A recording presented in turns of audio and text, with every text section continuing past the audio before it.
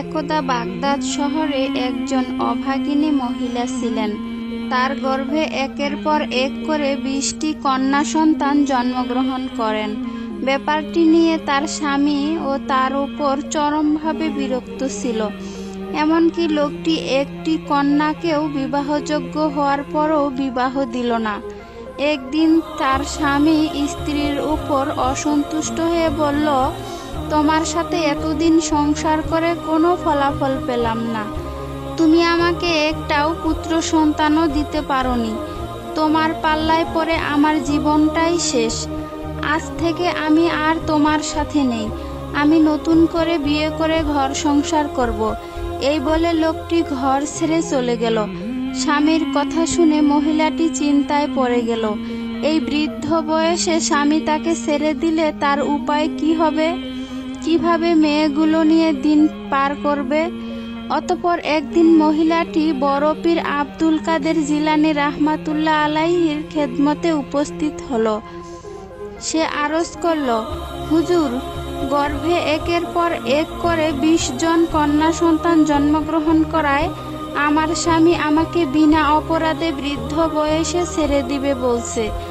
আপনার নিকট আমার আরজি এই যে আপনি আমার জন্য একটু দোয়া করুন, যেন আল্লাহ তাআলা আমাকে একটি পুত্র সন্তান দান করেন।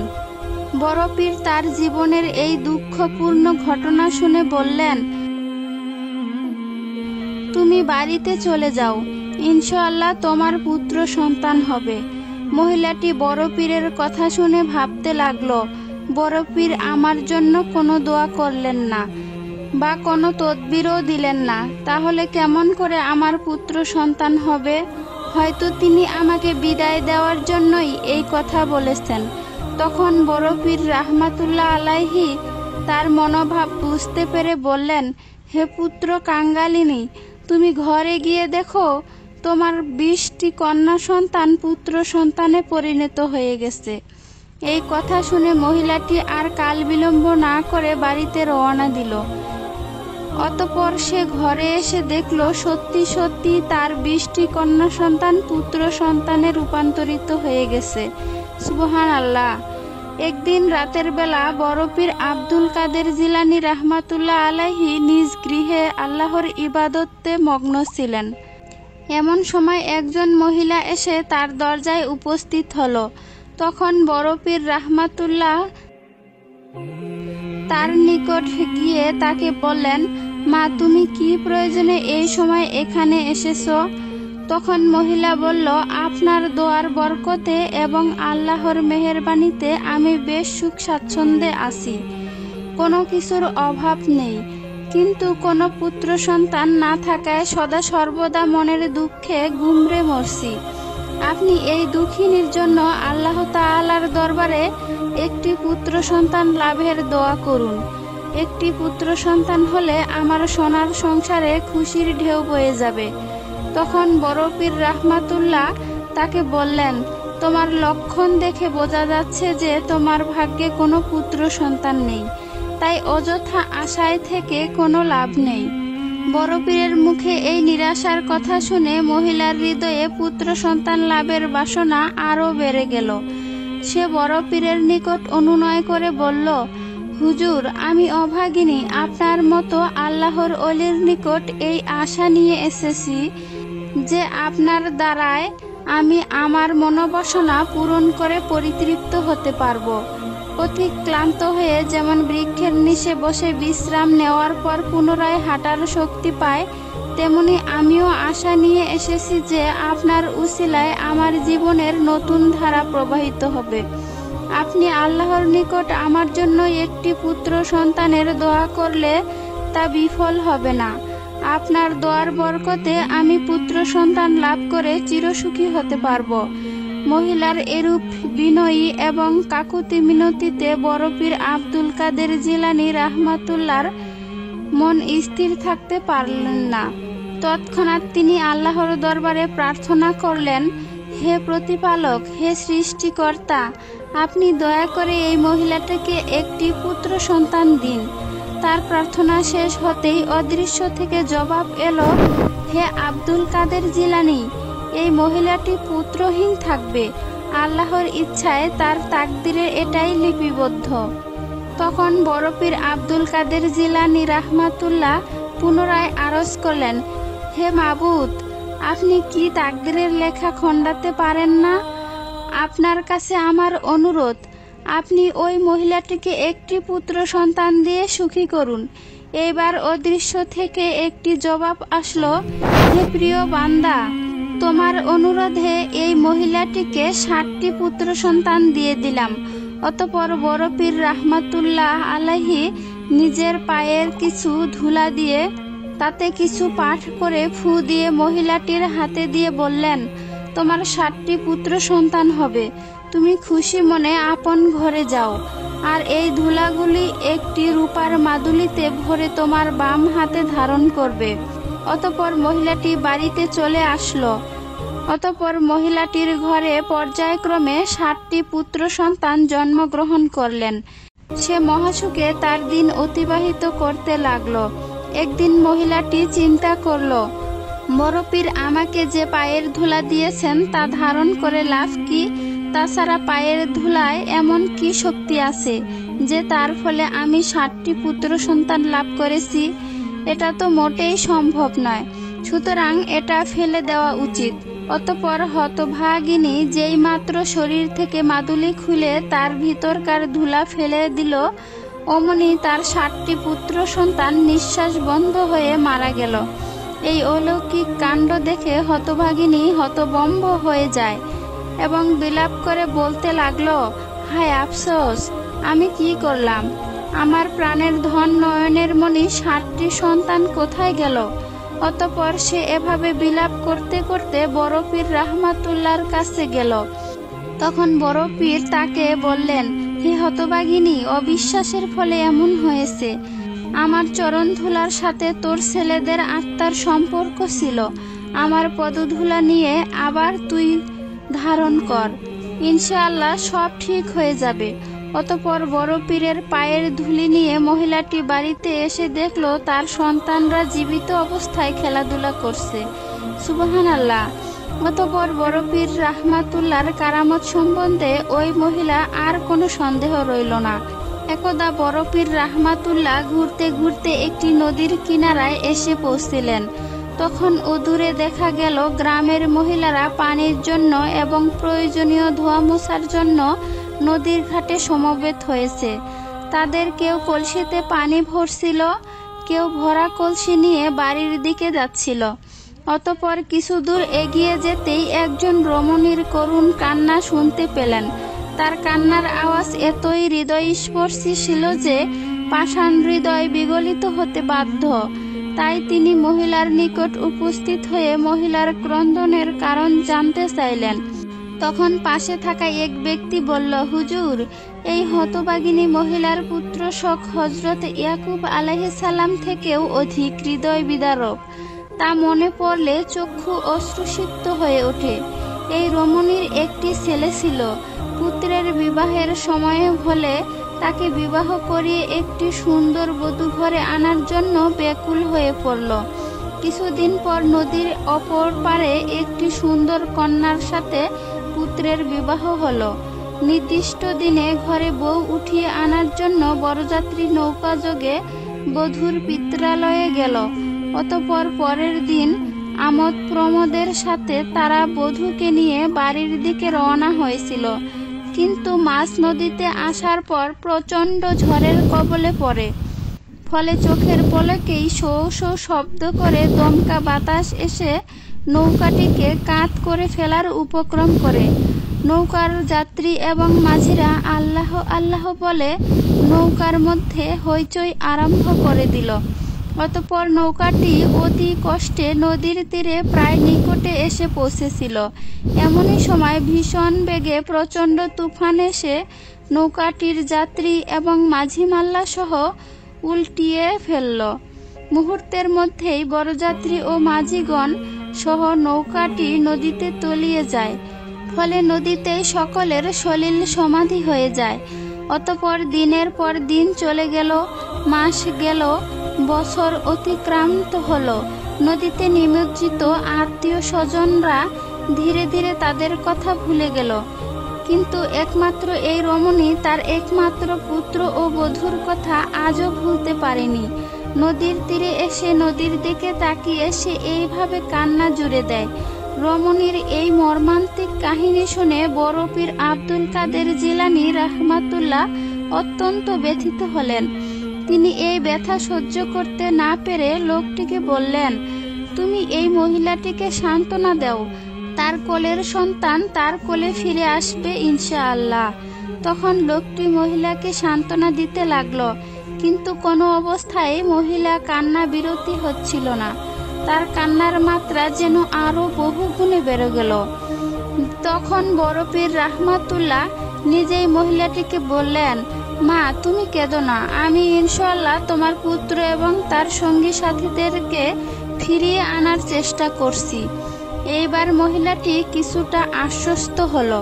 তখন বড় পীর রাহমাতুল্লাহ আল্লাহর দরবারে হাত তুলে মোনাজাত করলেন, হে বিশ্ব প্রতিপালক করুণাময়, অন্তর্যামী, তোমার ইচ্ছায় সব কিছু এক পলকে সংঘটিত হয়, সবাই তোমার আয়ত্তাধীন। তুমি এই মহিলাটির মনের কষ্ট সবই জানো, সুতরাং তুমি এই অধমের মোনাজাত কবুল করো। তার পুত্র এবং পুত্রবধূকে দলবল সহ পূর্বাবস্থায় ফিরিয়ে দাও। কিছু সময় পর অদৃশ্য থেকে আওয়াজ আসলো, হে আমার প্রিয় বান্দা, দীর্ঘ 12 বছর পূর্বে পানিতে ডুবে মৃত্যুবরণকারীদের কিভাবে পূর্বের অবস্থায় ফিরিয়ে দেওয়া যেতে পারে? তখন বড় পীর আব্দুল কাদের জিলানী রাহমাতুল্লাহ আলাইহি বললেন, হে দয়াময় আল্লাহ, তুমি তোমার পবিত্র কালামে ঘোষণা করেছো, তুমি কোনো কিছুতে হয়ে যাও বলার সাথে সাথেই হয়ে যায়। সুতরাং তোমার পক্ষে 12 বছর পূর্বে মৃত্যুবরণকারীদেরকে জীবিত করা কি এমন কঠিন কাজ? তখন পুনরায় আওয়াজ হলো, এ কুতুবের আব্বানি, যাদের শরীরের হাড় মাংস বহুদিন পূর্বে জন্তুতে খেয়ে হজম করে ফেলেছে, তাদেরকে কিভাবে জীবিত করা যায়? তখন বড় পীর রাহমাতুল্লাহ বললেন, হে বিশ্ব প্রতিপালক, এটা তুমি কি শোনাচ্ছ? কিয়ামতের দিন তুমি কিভাবে সমস্ত সৃষ্টি জীবকে কিভাবে জীবিত করবে? জিন এবং মানুষকে পুনরায় জীবিত করে হিসাবের জন্য কিভাবে তোমার সামনে হাজির করবে? তখন আবারও আওয়াজ ভেসে এলো, হে আমার প্রিয় বান্দা আব্দুল কাদের জিলানী, চিন্তিত হইও না, তাকিয়ে দেখো তোমার প্রভুর সব কিছুই করতে পারে। তখন বড় পীর রাহমাতুল্লাহর চক্ষু মেলে দেখলেন, নদীর ঘাটে একটি পরিপাটি পানসি নৌকা, তার ভিতর বরবধূ এবং মাঝি হাস্য কৌতুকে মগ্ন আছে। অতঃপর তারা সকলেই ধীরে ধীরে নদীর কূলে অবতরণ করছে। 12 বছর পূর্বে যেই অবস্থায় এবং যেই পোশাকে ছিল, ঠিক সেই অবস্থাতেই তারা তীরে এসে দাঁড়ালো। তখন আল্লাহর অপার কুদরতের খেলা দেখে সবাই হতভম্ব হয়ে গেল। মহিলাটি পুত্রবধূকে পেয়ে আনন্দে আত্মাহারা হয়ে গেল। অতঃপর অন্তরের অন্তঃস্থল থেকে বড় পীর আব্দুল কাদের জিলানীকে শ্রদ্ধা জানিয়ে মহিলা বলল, হুজুর, আপনার দোয়ায় 12টি বছর পর আমি আমার পুত্র এবং পুত্রবধূকে পেয়েছি। আল্লাহ তাআলা আপনার মঙ্গল করুন। অতঃপর বড় পীর রাহমাতুল্লাহ সেখান থেকে বিদায় নিয়ে চলে গেলেন। একদা এক বৃদ্ধ রমণী তার পুত্রকে সাথে নিয়ে বড় পীর আব্দুল কাদের জিলানী রাহমাতুল্লাহর দরবারে উপস্থিত হলো। অতঃপর বৃদ্ধা বলল, হুজুর, মেহেরবানি করে আমার এই পুত্রকে আপনার সেবায় নিয়োজিত করে নিন এবং তাকে এলেমি জাহেরি ও বাতিনি শিক্ষা দিয়ে আল্লাহ তাআলাকে পাওয়ার পথ সুগম করে দিন। আপনার কাছে আমার এটাই একান্ত চাওয়া। আশা করি আপনি আমার এই আকাঙ্ক্ষা পূরণ করবেন। বৃদ্ধার পরম ইচ্ছার কথা শুনে হুজুর তার ছেলেকে নিজের কাছে নিতে রাজি হলেন। অতঃপর বৃদ্ধা পুত্রকে হুজুরের দরবারে রেখে মহা আনন্দে বাড়িতে চলে গেলেন। অতঃপর বৃদ্ধার একান্ত বাসনা অনুযায়ী বড় পীর রাহমাতুল্লাহ বালকটি জেহেরি বাতিনি রাত্রি জাগরণ একাগ্রচিত্তে আল্লাহর উপাসনায় নিমগ্ন থাকা, ক্ষুধায় ধৈর্য ধারণ লোভ নিয়ন্ত্রণ করতে নিয়োজিত করেন। তার লোভ নিয়ন্ত্রণ করার জন্য তিনি তার খাদ্য বরাদ্দ করলেন শুকনা রুটি এবং ছোলা। অতঃপর একদিন বৃদ্ধা তার পুত্রকে দেখার জন্য বড় পীর রাহমাতুল্লাহর দরবারে এসে দেখলেন যে তার পুত্র একেবারে জীর্ণ শীর্ণ হয়ে কঙ্কালে পরিণত হয়ে গেছে। ছেলের এই অবস্থা দেখে তার অন্তরে মাতৃস্নেহ জেগে উঠল। তিনি মনোবেদনা নিয়ে বড় পীর রাহমাতুল্লাহর কক্ষে প্রবেশ করে দেখলেন বড় পীর রাহমাতুল্লাহর মুরগির গোশত আহার করছে। এটা দেখে বৃদ্ধের মনের ক্রোধের উদ্বেগ হলো। ক্রোধের বশে সে বলে ফেলল, হুজুর, আপনি মুরগির গোশত ও সুস্বাদু খাদ্য ভক্ষণ করছেন, আর আমার স্নেহের পুত্র আপনার দরবারে শুকনা রুটি খেয়ে হাড্ডিসার হয়ে গেছে। তখন বড় পীর রাহমাতুল্লাহ বৃদ্ধাকে বললেন, তোমার ছেলের অবস্থা দেখে তোমার অন্তরের ব্যথা লাগা স্বাভাবিক, তবে স্মরণ রেখো যে লোভ লালসা দমন না করে পূর্ণতা অর্জন করা সম্ভব না। গুরুর বাক্য পালন করে এই সমস্ত ধৈর্য সহ্য ও লোভ লালসাকে যে ব্যক্তি বশ করতে পারবে সেই সফল হতে পারে। কুপ্রবৃত্তির মোহে পড়ে কেউ আল্লাহর সান্নিধ্য লাভ করতে পারেনি।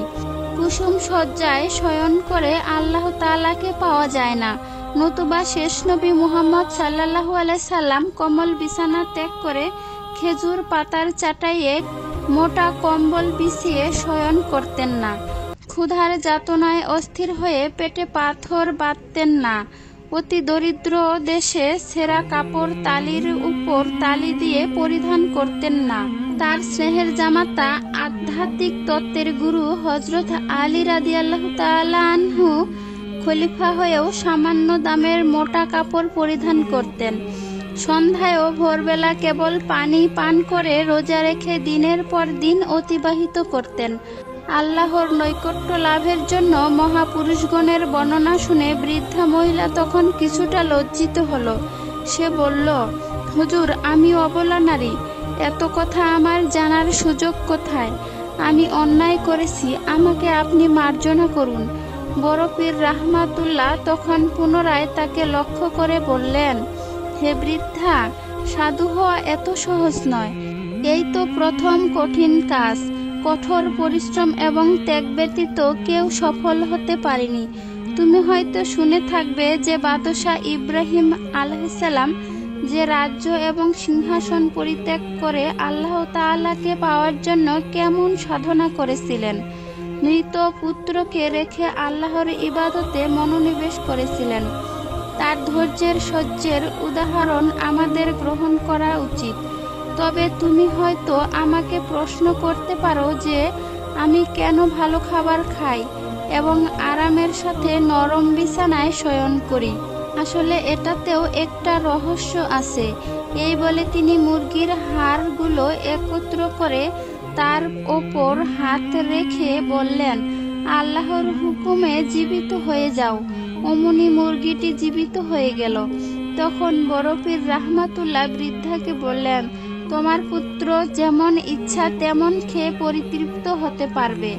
বৃদ্ধা রমণী বড় পীর রাহমাতুল্লাহর কারামত দেখে হতবাক হয়ে গেল। অতঃপর তিনি আপন গৃহের দিকে রওনা হলো। একদা বাগদাদ নগরীতে 16 বছর বয়সী একজন পরমা সুন্দরী বসবাস করত। তার রূপের মোহে চতুর্দিক বিমোহিত হয়ে পড়ত। ফুটন্ত গোলাপের মতো তার রূপে বহু পুরুষ আসক্ত হয়ে মৌমাছির মতো তার চারিদিকে ঘোরাফেরা করত, কিন্তু তার কাছে ঘেঁষার মতো কারো সাহস হতো না, কারণ সে বড় পীর আব্দুল কাদের জিলানী রাহমাতুল্লাহর শিষ্যত্ব গ্রহণ করে আল্লাহ তাআলার ইবাদতে মশগুল থাকত। এদিকে এক লম্পট তার রূপে ব্যাকুল হয়ে লালসা চরিতার্থ করার সুযোগ সন্ধান করছিল, কিন্তু কোনোভাবেই সেই সুযোগ পাচ্ছিল না। একদিন ওই মেয়েটা বিশেষ কাজে বনের পাশ দিয়ে যাচ্ছিল। হঠাৎ সেই লম্পট লোকটি তার সামনে এসে দাঁড়িয়ে গেল। মেয়েটি তখন আতঙ্কিত হয়ে গেল। তার চারিদিকে অন্ধকার হয়ে যেতে লাগলো। তার সতীত্ব রক্ষার জন্য কাউকে দেখতে পেল না। এই নির্জন গভীর জঙ্গলে চিৎকার করলেও কেউ তার চিৎকার শুনবে না। তখন মেয়েটি নিরুপায় হয়ে তার গুরু বড় পীর আব্দুল কাদের জিলানী রাহমাতুল্লাহর নাম জোরে জোরে উচ্চারণ করল এবং তাকে ডেকে বলল, পাপীর কাণ্ডারি, আমি যে অসহায় অবস্থায় পড়ে নিজের মান, ইজ্জত, ধর্মকর্ম, এক কথায় নারীর মূল্য, সম্পদ, সতীত্ব হারাতে যাচ্ছি। এই লম্পট এর হাত থেকে রক্ষা পাওয়ার কোনো উপায় দেখছি না। সতীত্ব রক্ষা করতে না পারলে আমার জীবনের মূল্যই বা কি, এবং আল্লাহর নিকট আমি কি জবাব দিব? অতঃপর আপনি এই পাপীর হাত থেকে আমাকে উদ্ধার করুন। আপনি আমাকে রক্ষা না করলে কেবল আমার সতীত্ব নষ্ট হবে না। তখন আব্দুল কাদের জিলানী নিজেকে স্থির রাখতে পারলেন না।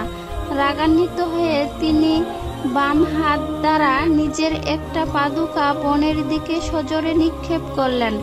অতঃপর এই পাদুকাটি তীরের মতো গতিতে লম্পটের মাথায় গিয়ে আঘাত করে ফেলল। পাদুকার আঘাতে পাপিষ্ঠ লম্পটের মাথার খুলি উড়ে গেল এবং পাপিষ্ঠের ভবলীলা সাঙ্গ হয়ে গেল। মেয়েটি এই অভাবনীয় ঘটনা দেখে বুঝতে পারল যে এটা বড় পীর আব্দুল কাদের জিলানীর কারামত। তাই সে পাদুকাটি নিয়ে বড় পীর রাহমাতুল্লাহর দরবারে উপস্থিত হয়ে পাদুকাটি ফেরত দিল। তার সতীত্ব রক্ষার ঘটনার আদ্যপান্তে তার নিকট ব্যক্ত করলেও এই ঘটনার পর মেয়েটি বড় পীর আব্দুল কাদের জিলানীর পদধূলি নিয়ে তার জীবন কাটিয়ে দিল। একদিন হযরত আব্দুল কাদের জিলানী রাহমাতুল্লাহ মানসুর নামক মসজিদে ইবাদত করার উদ্দেশ্যে রওনা হলেন। তখন পথিমধ্যে একটি হাট লোক তার সামনে দাঁড়িয়ে বলল, আপনি আমাকে চিনতে পেরেছেন? আমি অভিশপ্ত শয়তান। আপনি আমার সহচরগণকে ভীষণ কষ্টে রেখেছেন। আমি যেভাবে আমার কাজ চালিয়ে যাচ্ছিলাম আপনি তাতে বিশৃঙ্খলা করেছেন। আপনি কি চাচ্ছেন যে আমি এবং আমার অনুচরবৃন্দ ধ্বংস হয়ে যায়? আসলেই যদি আপনার ইচ্ছা থাকে তবে দেখা যাক আপনি আমার কি পরিমাণ ক্ষতি করতে পারেন। আমিও এখন থেকে আপনার ভক্তবৃন্দের পিছনে লাগলাম। আপনাদেরকে ধ্বংস না করে ছাড়ব না।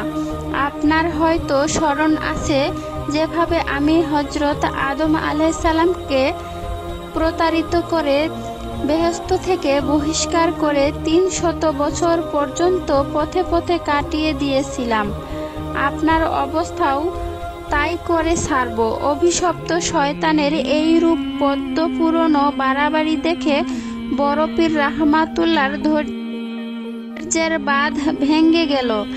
তিনি রাগান্বিত স্বরে তাকে বললেন, ইবলিস, তুই আমার সামনে থেকে দূর হয়ে যা। সংযত হয়ে তোর কথা বলা উচিত ছিল। তুই সীমা অতিক্রম করে ফেলেছিস। ইবলিস তখন গর্ব সহকারে বড় পীরের আদর্শের প্রতি কর্ণপাত না করে সেখানে দাঁড়িয়ে রইল। শয়তানের স্পর্ধা দেখে আল্লাহ তাআলা পরম ভক্ত পীরকে সাহায্য করার জন্য দৈব শক্তি প্রদান করলেন। ইতিমধ্যে কোত্থেকে যেন এক অদৃশ্য হাতের ইশারায় গাল লাল হয়ে গেল। ইবলিস তখন সহ্য করতে না পেরে সেখান থেকে ছুটে পলায়ন করল। প্রিয় বন্ধুগণ, আজকের মতো এই পর্যন্তই। ভিডিওটি ভালো লাগলে একটা লাইক দিন। দ্বিতীয় পার্ট দেখতে চাইলে কমেন্ট বক্সে জানিয়ে দিন। চ্যানেলটি সাবস্ক্রাইব করে পাশে থাকুন।